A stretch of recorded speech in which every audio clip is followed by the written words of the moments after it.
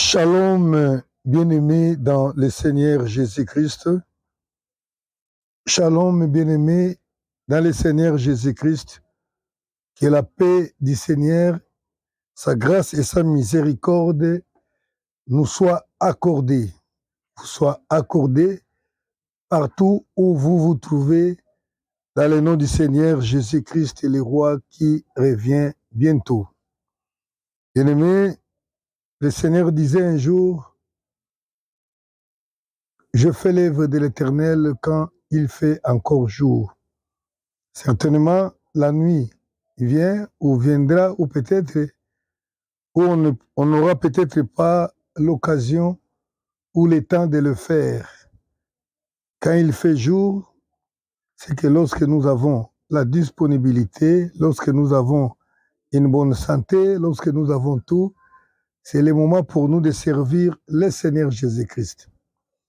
Et par la grâce du Seigneur, aujourd'hui, nous sommes revenus devant vous pour continuer cet enseignement utile que nous avons commencé il y a de cela quelques jours sur la guérison intérieure ou la guérison de cœur brisé. Nous avons dit, bien-aimés, dans le ministère du Seigneur Jésus-Christ, il y a une partie importante qui consiste à guérir le cœur brisé. Le Seigneur lui-même dit dans Ésaïe 61, verset 1, il dit: l'Esprit de l'Éternel est sur moi. Le Seigneur m'a oint pour annoncer des bonnes nouvelles aux malheureux, pour guérir ceux qui ont de cœur brisé. Je m'arrête là. Pour proclamer une année de grâce, pour délivrer tout ça. Mais nous parlons sur la guérison intérieure. Et nous avons dit que lorsque le Seigneur parle d'une guérison, c'est qu'il s'agit, bien entendu, d'une maladie. Bien sûr, il existe une maladie que nous appelons la maladie intérieure ou la maladie de cœur brisé.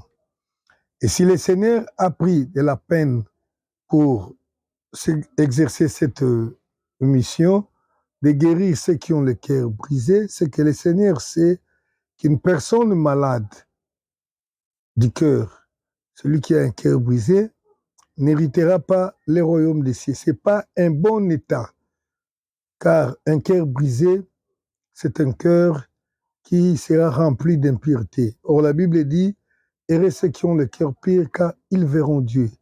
Un cœur brisé manifeste une autre nature, autre que la nature divine. Et nous l'avons démontré comment nos cœurs sont brisés tous les jours à cause des problèmes, à cause des difficultés, de tout ce que nous rencontrons. Et nous avons montré que la maladie de cœur brisé se manifeste par une autre nature, une façon de vivre qui n'est pas recommandée par la parole de Dieu.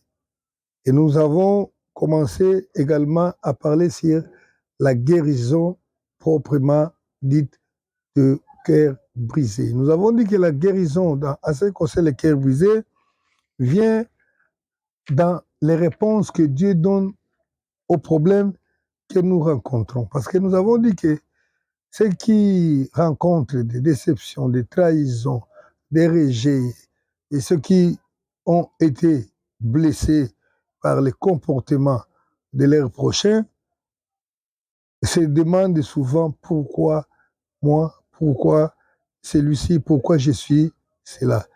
Et la réponse vient de Dieu. Et là, nous avons lu un verset capital. Romains chapitre 8, verset 28, où le Seigneur dit: toutes choses concourent pour le bien de ceux qui aiment Dieu. Ceux que Dieu a connus d'avance, il les a aussi appelés. Ceux qu'il a appelés, il les a prédestinés à être semblables à l'image de son Fils aîné. Retenez bien, bien-aimés, ça c'est une portion de l'Écriture que nous négligeons beaucoup, alors que dans cette partie de l'Écriture, on nous parle de beaucoup de choses. Si le Seigneur t'aime, le Seigneur sait pourquoi des malheurs, des difficultés t'arrivent. Et la Bible nous montre là que toutes ces choses concourent pour notre bien. C'est-à-dire le Seigneur peut infliger, te laisser subir ou rencontrer des problèmes pour essayer de te faire comprendre que ta vie, ce n'est pas les manger et les boire, mais ta vie, c'est bien plus que cela, que tu es une pièce importante dans le plan de Dieu. Le plan conçu avant le commencement du monde, selon Éphésiens chapitre 1er verset 9-4, le plan élaboré par Dieu qu'il a promis de l'accomplir lorsque le temps sera accompli, lequel s'agit de mettre toutes les choses qui sont dans les cieux et sur la terre sous l'autorité de Jésus-Christ. C'est ce que nous appelons dans le royaume de Jésus-Christ. C'est ça le plan de Dieu et chaque personne a une part importante. Chaque personne a sa part dans le plan de Dieu. Lorsque l'homme ne sait pas comprendre le plan de Dieu, le Seigneur peut te bousculer pour te faire comprendre ces choses. Nous avons parlé des grands problèmes parce que le plan de Dieu, c'est que pour arriver à être réunis sous l'autorité du Seigneur, il faut passer d'abord dans la case ressembler à Jésus. C'est donc qu'il dit que tout ce qu'il a appelé, il les a prédestinés à être semblables à l'image de son Fils aîné. Donc, c'est-à-dire que pour aller au ciel, pour entrer dans cette destinée de ces plans de Dieu, il faut ressembler à son Fils. Et nous ressemblons à Jésus lorsque nous croyons, nous commençons à vivre selon la parole. À cela s'accomplit également le plan initial de Dieu qui était de créer l'homme selon la ressemblance de Dieu, qui est Jésus-Christ. Alléluia. Et nous avons dit que dans ce chemin de la ressemblance de Jésus-Christ, il y a les obstacles qui se posent. Et le Seigneur nous traite pour pouvoir enlever ces obstacles-là. C'est comme ça que le Seigneur peut te laisser, lorsque tu es entraîné par l'orgueil, le Seigneur essaie de traiter l'orgueil en toi par des problèmes qui t'arrivent. Parce que tu arriveras à un moment où tu vas t'abaisser, tu vas comprendre que tu es l'homme. Nous avons dit que le premier obstacle, c'était l'orgueil. L'orgueil qui est alimenté par les moi, l'égoïsme. C'est ce qui fait qui bloque que l'homme puisse ressembler à Christ. Et nous avons parlé de ça, comment les traiter. Traiter l'égoïsme et qu'il faut accepter de porter la croix de Christ. Aujourd'hui, nous allons parler du traitement de la convoitise. La convoitise qui se trouve être un autre obstacle, pas le moindre, pour que l'homme ne puisse pas revêtir la vraie image que Dieu attend de lui, l'image de Jésus-Christ. La convoitise. 1 Jean chapitre 2, versets 16 et 17 dit, nous révèle les choses dominantes dans ce monde. Donc, les domaines que le diable utilise pour asservir l'homme, pour détruire la vie des hommes dans ce monde. Nous lirons 1 Jean chapitre 2, verset 16.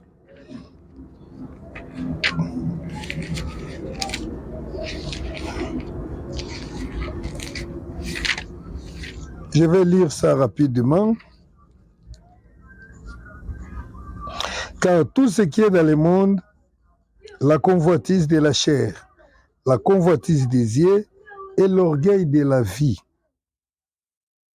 ne vient point du Père, mais vient du monde. Alléluia. Dans ce monde, il y a ces choses que le diable utilise pour asservir les hommes, pour empêcher les hommes d'entrer dans la destinée qui est la ressemblance de Dieu. On dit que dans ce monde, il y a la convoitise de la chair, la convoitise des yeux et l'orgueil de la vie. Et nous avons parlé de déjà de l'orgueil, que nous avons dit les premiers obstacles. Maintenant, aujourd'hui, nous allons parler de la convoitise. Bien aimé, la convoitise, c'est le grand ennemi que nous traînons durant toute notre vie sur la terre. Et si nous ne faisons pas attention pour empêcher la convoitise d'exercer ses plans dans notre vie, c'est fini, nous sommes foutus. La Bible nous renseigne dans Jacques chapitre 1er, verset 4, que dans chacun de nous existe la convoitise. Autrefois, nous avons parlé de l'orgueil, du moi. Aujourd'hui, nous parlons de la convoitise. Jacques chapitre 1, verset 4. Plutôt, 2 Pierre 1, 4. 2 Pierre 1, 4. Voilà. 2 Pierre 1, 4. De Pierre. Là, je suis sur 1 Pierre. Attendez, 2 Pierre, voilà. 1, 4. De Pierre. Non, attendez. De Pierre. Je parlais plutôt de Jacques, chapitre 1er, verset 13. Je ne sais pas pourquoi je me suis perdu là. Jacques, chapitre 1er, verset 13. La Bible dit que personne, lorsqu'il est tenté, ne dit c'est Dieu qui me tente, car Dieu ne peut être tenté par le mal et il ne tente lui-même personne. Mais chacun est tenté quand il est attiré et amorcé par sa propre convoitise. Alléluia, voilà. C'est Jacques chapitre 1, verset 14. Voilà. J'avais mal noté. Ah, Jacques 1, 14. Donc, la convoitise est un problème sérieux dans la vie du chrétien, dans la vie de l'enfant de Dieu. Lorsque le péché, lorsqu'il y a tentation, ça commence par la convoitise. Et la Bible dit que dans ce monde, il y a la convoitise de la chair, la convoitise des yeux et l'orgueil de la vie. Nous avons déjà parlé de l'orgueil. Maintenant, nous parlons de la convoitise.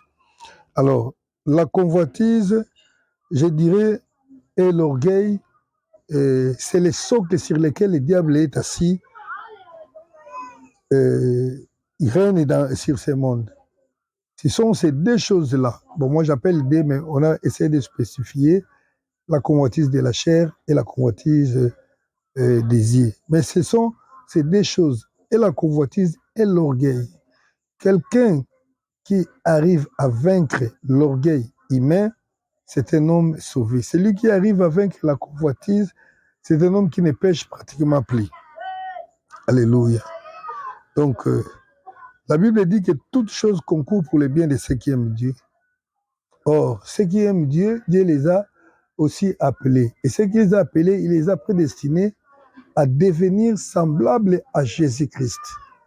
Donc, or, lorsque le Seigneur veut te rendre semblable à Jésus-Christ et qu'il trouve dans ta voie, il y a l'orgueil ou il y a la convoitise qui essaye de t'empêcher, le Seigneur cherchera à traiter cet orgueil ou soit la convoitise. Alors, c'est quoi la convoitise? La convoitise, comme je l'ai dit là, la convoitise a sa résidence dans l'homme. La convoitise a sa résidence dans l'homme. La convoitise vient du verbe convoiter. Convoiter signifie désirer avidement ce que possède l'autre. Donc, c'est ça même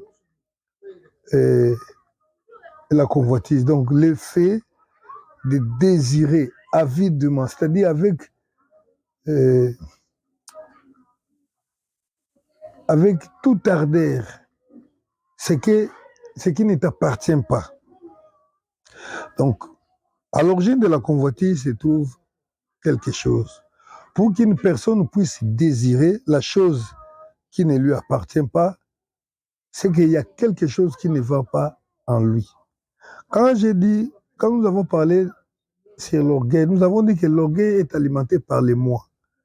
Mais la convoitise, elle est plutôt alimenté par les mécontentements de soi, les mécontentements de ce qu'on a ou de ce qu'on est. Il y a certaines personnes qui, en se regardant, ils se disent, je suis trop petit en taille, et ils ne sont pas contents. Pourquoi? Parce qu'ils estiment qu'il n'est pas grand comme l'autre. Ceux qui sont trop grands de taille, parfois ils disent, ils estiment que ce n'est pas bon pour eux, ils désirent être petits. Bien aimé, là, c'est quelque chose qui est vraiment, je dirais, relatif. Vous savez, dans certains pays pauvres, par exemple d'Afrique, le fait d'être grand, gras, avec peut-être un gros ventre, semble quelque chose de mieux. Et il y a des gens là qui sont de petites tailles, qui vont aller se faire grossir en prenant des produits pour devenir grands. Donc, ils envient la taille d'autres personnes. Tandis que dans certains pays riches, comme en Occident, ceux qui sont de grande taille, ils se méprisent. Ils estiment que ce n'est pas bon. Ils préfèrent être petits. Et là, il faut chercher à prendre des médicaments, des produits pour devenir petit. C'est ça l'effet de la convoitise. Ceux qui sont petits trouvent qu'être grand, c'est bon. Ceux qui sont grands pensent qu'être petit, c'est bon. Il y a de ceux-là qui sont malheureux, qui sont mécontents de leur teint, parce que leur peau est sombre comme la mienne.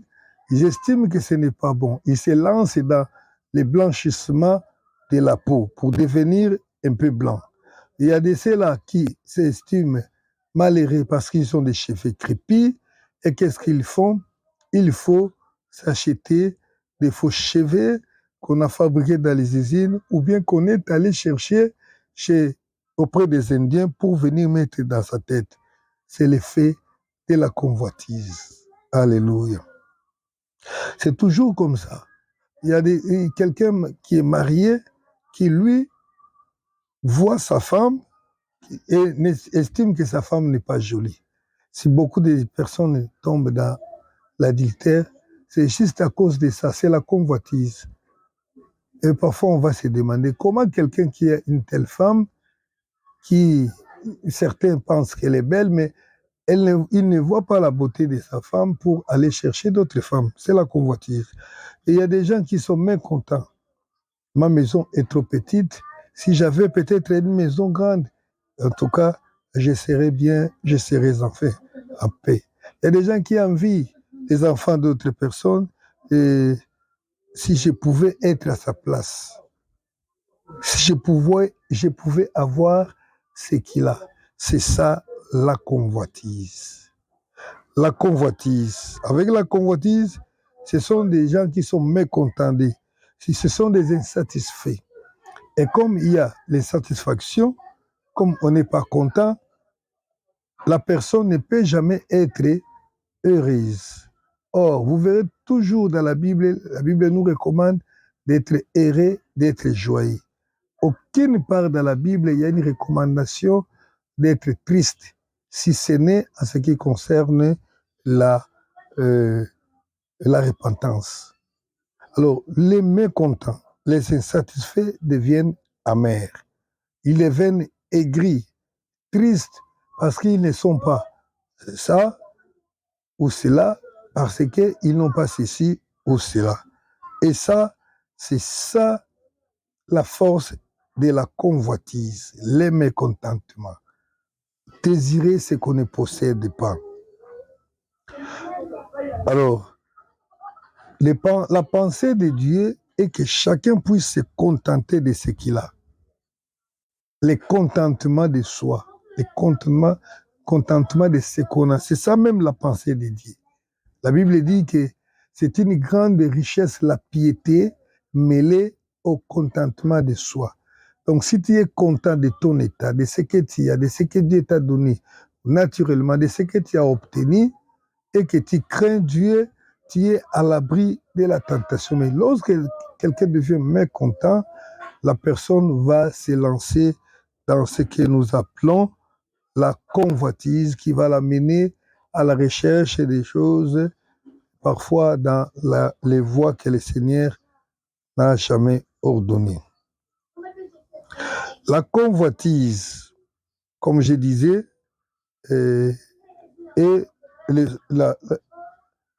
vient par les mécontentements. Mais nous devons comprendre encore une autre chose. Cette convoitise-là commence par ce que nous appelons la comparaison.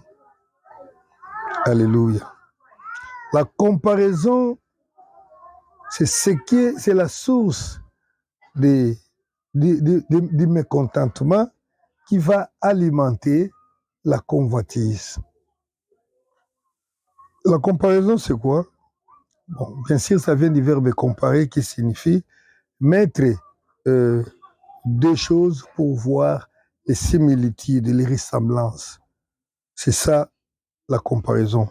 Alors, pour qu'une personne devienne mécontente, qu'est-ce qui lui arrive? Il va commencer d'abord par se comparer ou par comparer ce qu'il a. Pourquoi mes doigts ne sont pas longs par rapport à ses doigts? Pourquoi? Donc, tu regardes ce qui appartient à l'autre et tu compares avec ce que tu as. Et comme tu vois que ce n'est pas la même chose, là, tu es triste.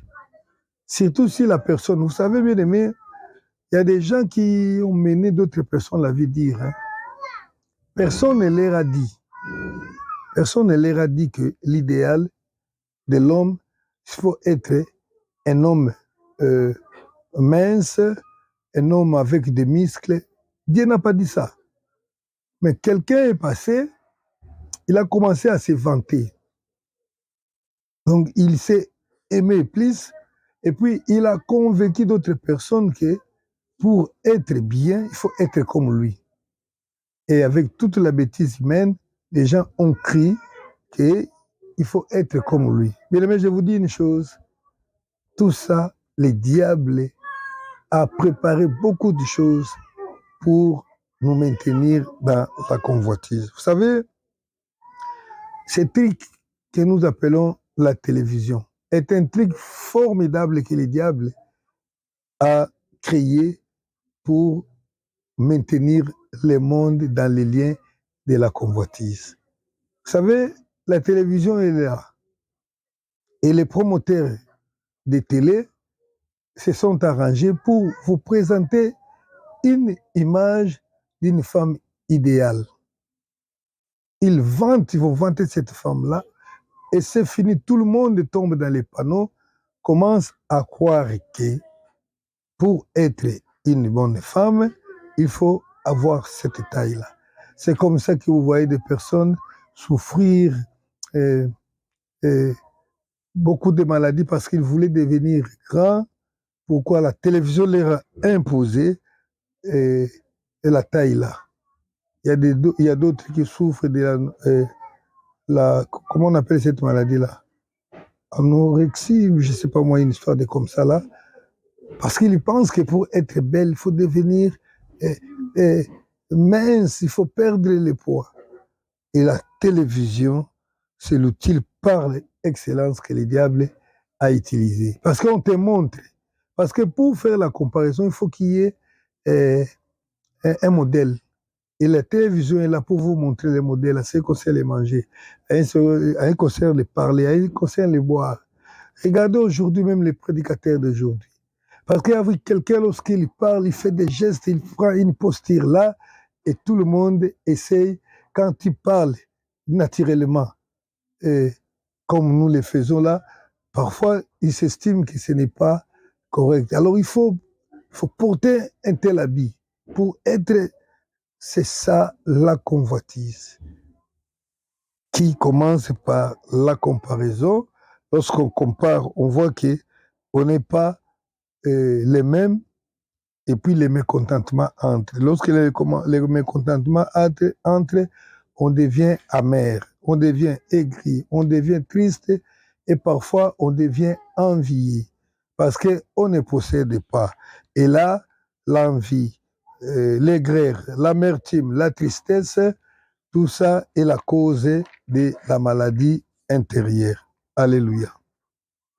Parce que les convoiteurs, leur question à l'origine, c'est quoi? Pourquoi et comment je ne suis pas comme lui? Parce qu'il s'est regardé. Il a vu qu'il ne ressemble pas à ça. Pourquoi? Comment moi je ne suis pas comme lui? Comment moi je n'ai pas ceci ou cela? Alléluia. Et comment je ne suis pas à sa place? Alors là, le diable intervient pour te donner les réponses. Quand le diable te donne ses réponses, alors tu es foutu. Lorsque tu crois au diable, tu es foutu, c'est fini, tu vas maintenant agir et tu es perdu. Alléluia. Il faudrait comprendre la réponse de Dieu pour traiter la convoitise qui réside, comme nous avons dit, dans l'homme. Lorsqu'elle est amorcée par le mécontentement après avoir comparé, et ça pousse l'homme à faire quelque chose qui lui fait tomber dans le péché. Alors la réponse de Dieu, c'est quoi à la convoitise? La réponse à toutes les questions qu'on peut se poser. Pourquoi moi je n'ai pas ça? Pourquoi je ne suis pas comme ça? Pourquoi il y a des ceux-là qui se plaignent même? Pourquoi je ne suis pas né dans tel pays? Pourquoi moi je suis comme ça? Pourquoi? Alléluia. La réponse de Dieu, lorsque le Seigneur a dit au commencement, Genèse 1, il a dit créer l'homme à notre image et à notre ressemblance. J'ai toujours souligné là qu'il y a quelque chose de caché dans ces paroles-là. Créons l'homme à notre image, à notre ressemblance. Or, nous savons qu'il n'y a qu'un seul Dieu. Et pourquoi Dieu ne dit pas créons l'homme à mon image ou à ma ressemblance? C'est-à-dire, dans le plan de Dieu, Dieu a voulu faire les humains, créer les humains, un tout dans la diversité. Nous allons le voir pourquoi. Un tout dans la diversité. D'abord, pour Dieu, chaque vie est une vie distincte. On n'est pas créé en série. Vous savez, si vous vous retrouvez devant, par exemple, quelque chose qui a été fabriqué dans une usine, comme les voitures, et surtout si c'est pour la première fois pour vous, si la voiture n'a jamais été touchée, si, par exemple, la voiture n'a jamais été touchée telle qu'elle vient de l'usine, c'est difficile de voir la différence entre les deux voitures. Pourquoi? Parce que ça a été créé en série. Et Dieu nous crée avec chaque personne a une âme distincte qui doit répondre à Dieu. Même si vous êtes jumeaux ou vous avez des jumeaux que vous pensez ressembler, vous verrez qu'il y a toujours une petite différence. Donc, chacun répondra à Dieu pour ce qu'il a possédé comme gaz naturel ou ce qu'il a acquis tout au long de sa vie sur la terre. Personne ne répondra pour une autre personne. Ceux qui sont des grands détails, s'il y a un avantage à avoir une grande taille, croyez-moi bien aimé que Dieu te jugera également par rapport à tout cela, à ce que tu as fait avec ta taille-là. S'il y a un quelconque avantage à avoir une peau sombre, parce que tu es une pièce dans le plan de Dieu, sache que Dieu te jugera par rapport à ça. Donc Dieu nous a créés à son image, mais dans une diversité. Pourquoi? Parce que devant Dieu, tout ce que nous sommes, selon 1 Corinthiens chapitre 12, verset 12, nous ne faisons qu'un seul corps. L'église, l'église, ce ne sont pas des bâtiments, ce ne sont pas des maisons. L'église, ce sont nous qui avons crié lorsque nous assemblons, même si nous ne sommes pas au même endroit, au même moment. Devant Dieu, nous sommes un seul corps. Or, un corps ne peut pas fonctionner s'il n'a que, si tous les membres ne sont qu'un seul organe. Un corps ne peut pas posséder que les yeux. Un corps ne peut pas posséder que les oreilles.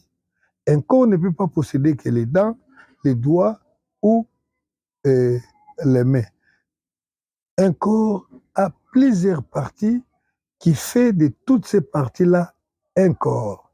Donc, tu ne peux pas vouloir être une personne de très grande taille alors que le Seigneur sait que toi, tu es un organe de petite taille. Les doigts ne peuvent pas se rivaliser avec la main en grandeur. Et les doigts ne peuvent pas être mécontents parce que lui, les doigts là, il n'est pas si grand comme la main ou les pieds. C'est ça. Donc, chaque personne doit comprendre que les capacités que j'ai plutôt, c'est ce que Dieu m'a donné pour que je lui serve. Si j'envie ce que l'autre possède, c'est que d'abord, je ne connais pas mon rôle. Mais il faut être fier. Je ne parle même pas comment les démons sont entrés. Vous savez pourquoi les gens sont possédés lorsque ils essayent de chercher leur nature. Bien sûr, c'est sous l'inspiration des démons, toutes les histoires qui nous arrivent. Le Seigneur t'a créé 1m60. Toi, tu trouves que ce n'est pas correct de mesurer 1m60. Moi, j'aimerais avoir un peu plus 1m70. Tu veux avoir 1m70 de taille. Tu vas porter 10 cm de talons pour ajouter. C'est le mécontentement, c'est la convoitise. Tous ceux qui changent, qui portent des cheveux, des faux cheveux, qui vont colorer la couleur des lèvres, les ongles, font des histoires sur leur corps, ce sont des convoiteurs, ce sont des mécontents. Et dans cette position-là, le Seigneur n'est pas content. Il faut que chacun comprenne qu'il a un rôle particulier à jouer que l'autre ne peut pas jouer. Bien-aimés, ne pensez pas que quand une personne est petite et mince, que ce n'est pas une personne qui est le demi de personne ou bien la moitié d'une personne. Ou qu'une personne, lorsqu'elle est grande de taille, elle compte deux. Non. Dans certains endroits, on aura besoin des gens de petite taille. Dans d'autres endroits, on aura besoin des gens de grande taille. Ainsi, il y a la complémentarité dans le plan là que Dieu a dressé avant la fondation du monde. C'est le plan auquel nous devons participer pour aller finir dans les cieux. Alléluia. Et chacun de nous doit aussi comprendre, parce qu'il y a des ceux qui se demandent pourquoi il a ça et pourquoi moi je n'ai pas ça. Bien-aimés, nous devons comprendre une chose, que même si nous sommes nés le même jour, sortis du même ventre, Dieu a programmé pour chacun de nous son jour d'élévation ou son jour d'abaissement. Pourquoi les gens sont mécontents lorsque les prochains est élevé? Mais jamais on est mécontent lorsque le prochain est décédé et que toi tu n'es pas décédé pour dire mais comment nous étions nés le même jour, il est mort avant moi, moi je suis resté en vie. Voyez-vous que c'est pas normal quand même. C'est ça l'envie, c'est la convoitise. Nous voulons obtenir ce que les autres possèdent pour nous enorgueillir. Mais lorsqu'il s'agit maintenant de posséder même les difficultés de l'autre, parce que nous sommes nés d'une même famille ou d'un même pays, le même jour, nous ne pouvons pas l'accepter. Nous devons comprendre que chacun a son jour, chacun son temps pour être élevé ou peut être abaissé. Donc, il n'y a rien à s'inquiéter sur l'avancement de l'autre. Il n'y a rien à s'inquiéter quand on n'est pas comme l'autre. Il faut que chacun se réjouisse de ce qu'il est, de ce qu'il a. Alléluia. Les plans de Dieu s'accomplissent dans la complémentarité, comme j'ai dit là. Il y a aussi un autre point important que nous devons comprendre. La réponse à la convoitise, c'est quoi? Nous devons comprendre que nous avons été créés par Dieu, qui est d'abord le créateur, le concepteur du monde. Il a conçu le monde à sa façon. Il a conçu l'homme à sa façon. La Bible dit, créons l'homme à notre image. Donc, le concepteur, dans son plan-là, il savait ce qu'il faisait. Il est souverain. Il faut que la souveraineté de Dieu soit respectée. Et lorsque nous disons que Dieu est souverain, c'est qu'il est au-dessus de tout. Il décide de tout et ses décisions ne peuvent souffrir d'aucune contestation. Alléluia. Romains chapitre 9, verset 20 nous dit quelque chose d'important. Pour traiter la convoitise qui se trouve dans toi. Romains chapitre 9, verset 20. Romains 9, 20. La Bible dit ceci. Ô homme, toi plutôt, qui es-tu pour contester avec Dieu? Alléluia. Les vases d'argile, dira-t-il à celui qui l'a fait, qui l'a formé. Pourquoi m'as-tu fait ainsi? Ça, c'est Dieu qui le dit. Est-ce que c'est normal qu'une personne s'élève pour dire à Dieu, moi je ne suis pas content? Bien aimé, même si tu ne le dis pas. Mais les actes que tu poses, cela traduit ce que tu es en train de dire dans ton cœur. Ici, la Bible nous parle du potier et de la vase. Est-ce que le potier qui fabrique le vase plutôt, peut dire au potier, le vase peut dire au potier, pourquoi tu m'as créé ainsi?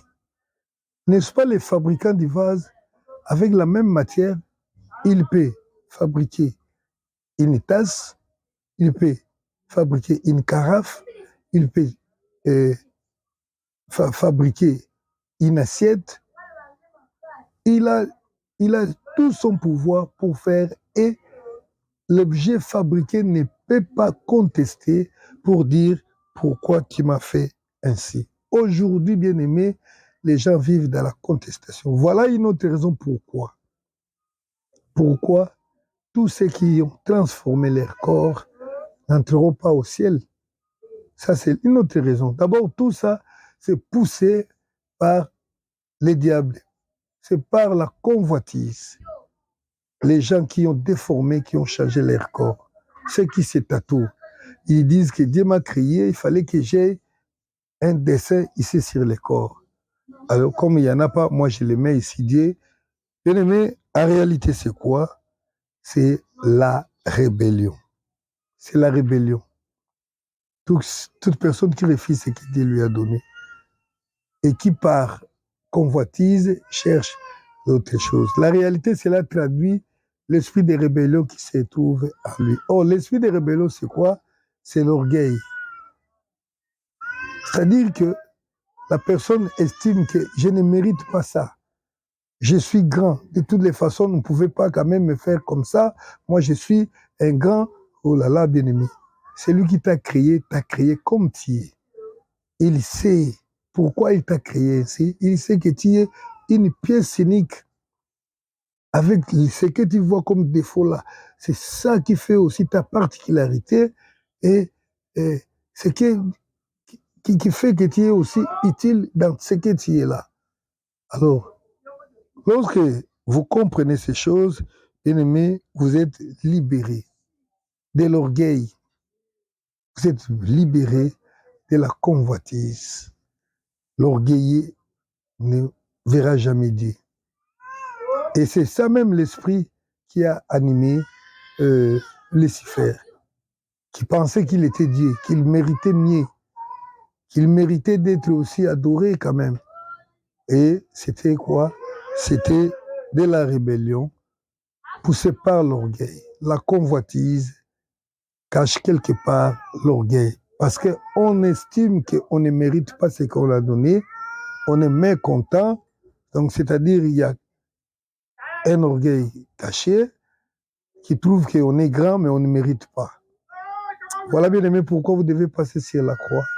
Pour être guéri des maladies intérieures, des tristesses inutiles, parce que celui-ci a mangé, celui-ci a pris ça, et que toi, tu ne l'as pas. Contentez-vous de ce que vous avez. Car le Seigneur a dit, je ne vous délaisserai point.